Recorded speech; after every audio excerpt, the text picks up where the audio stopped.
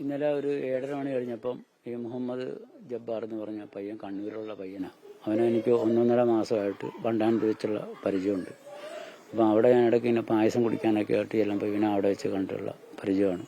അപ്പം എനിക്ക് എൻ്റെ ഈ ചെറിയ സെക്കൻഡ് 2 വീലറൊക്കെ എടുത്ത് മറച്ച് വയ്ക്കുന്ന ഒരു ഇതുണ്ട് എനിക്ക്. അപ്പോൾ എൻ്റെ ബിസിനസ്സും കാര്യങ്ങളൊക്കെ ചോദിച്ചപ്പോൾ ഞാൻ പറയും എനിക്ക് സെക്കൻഡ് 2 വീലർ എടുത്ത് മറച്ച് വയ്ക്കുന്നുണ്ട്. അപ്പോൾ എനിക്ക് സ്വന്തമായിട്ട് സെക്കൻഡ് കുറഞ്ഞൊരു ബൈക്ക് ഇവിടെ കിടന്ന് ഓടാനായിട്ടുണ്ട്, കാരണം ഒപ്പിച്ച് തരണമെന്ന് പറഞ്ഞത്. അങ്ങനെ ഇടയ്ക്കിടയ്ക്ക് എന്നെ വിളിക്കാറുണ്ടായിരുന്നു. ഇന്നലെ ഒരു 7:30 മണി കഴിഞ്ഞപ്പം ഇവിടെ വീട്ടിൽ വന്നപ്പോൾ ഞാനിവിടെ ഇല്ലായിരുന്നു, ഞാൻ പുറത്തായിരുന്നു. അപ്പോൾ എന്നെ മൊബൈലിൽ വിളിച്ചിട്ട് ഇവിടെ വന്നു. അപ്പോൾ എന്നിട്ട് എൻ്റെ അടുത്ത് പറഞ്ഞിരിക്കുക, ഞങ്ങൾ ഇന്ന് അവധിയാണ്, മറ്റേ റെഡ് അലർട്ടാണല്ലോ ഇന്ന്.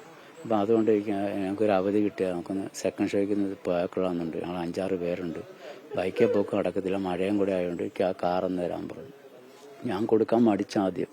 അപ്പോൾ ഇവരെ ഇങ്ങനെയുള്ള പരിചയമല്ലേ ഉള്ളൂ, അതൊരു കണ്ണൂരുള്ള പയ്യനും. അപ്പോൾ എനിക്ക് ലൈസൻസൊക്കെ ഉണ്ടിക്കുക, എനിക്ക് അത്യാവശ്യമാണ്. ഞാൻ പറയടാ, വീട്ടുകാരൊന്നും അറിയാതെ വണ്ടി തന്നു വിടുന്നത് എങ്ങനെയാണ്, നിങ്ങളൊക്കെ പിള്ളേരല്ലേ.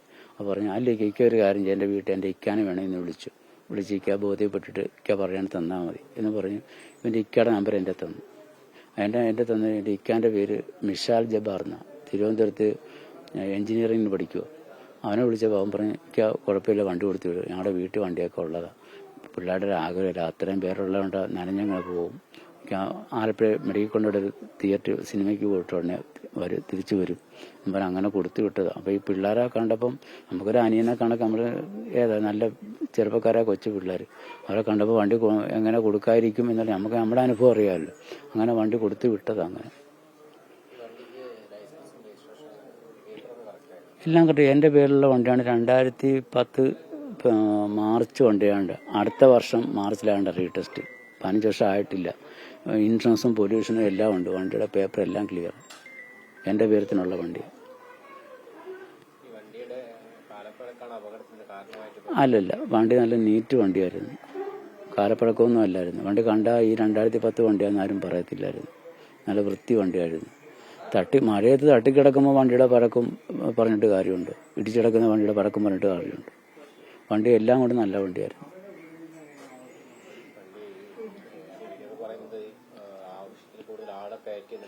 എൻ്റെ അടുത്ത് ഈ 6 പേരെന്നും പറഞ്ഞ് എൻ്റെ നിന്ന് കൊണ്ടുപോയി. അപ്പം ഞാൻ അവരുടെ കൂടെ പോരുന്നെങ്കിൽ എത്ര പേര് കയറിയെന്ന് ഞാൻ പറഞ്ഞേനെ. 6 പേരെ എന്നെ കൊണ്ടിരിക്കുക. അതുകൊണ്ട് ബൈക്കിൽ പോയി നടത്തി മഴയായിട്ട് ഇന്നൊരു അവധിയും കൂടെ കിട്ടുകൊണ്ടാണ് ഞങ്ങൾക്ക് സെക്കൻഡ് ഷോയ്ക്ക് പോകാൻ പറ്റിയത്. എനിക്ക് എങ്ങനെയെങ്കിലും തായ്ക്കാമെന്ന് പറഞ്ഞാൽ അങ്ങനെ വന്ന് എടുത്തുകൊണ്ട് പോയത്.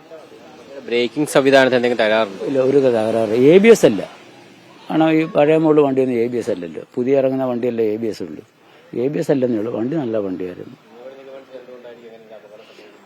നല്ല മഴയും പിന്നെ ഇവർ സ്റ്റീറിങ് വെട്ടിച്ചിട്ട് ബ്രേക്ക് ഒട്ടിക്കാണ്.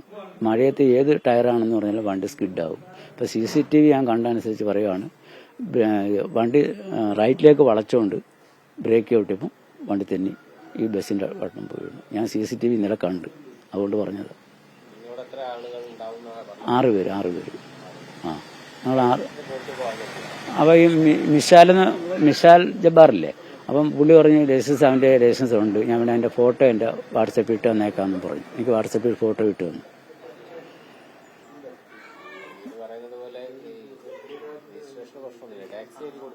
ഇല്ലില്ല, ടാക്സി അല്ല, പ്രൈവറ്റാണ് വണ്ടി.